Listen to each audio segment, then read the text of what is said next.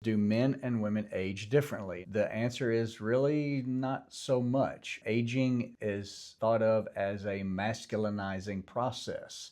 And so it's not that men are aging differently, it's that men are becoming a little more masculine as we age. We've all heard he got better looking as he got older. We've heard that multiple times, and that's why as a society, we think that is because the man is becoming more masculine. Now, the problem comes in when women start to age some from that ultimate beauty of 18 to 20 to 50 or 60, then they are also becoming slightly more masculine with the aging process. Mid-face cheek volume decreasing, that's a masculine process.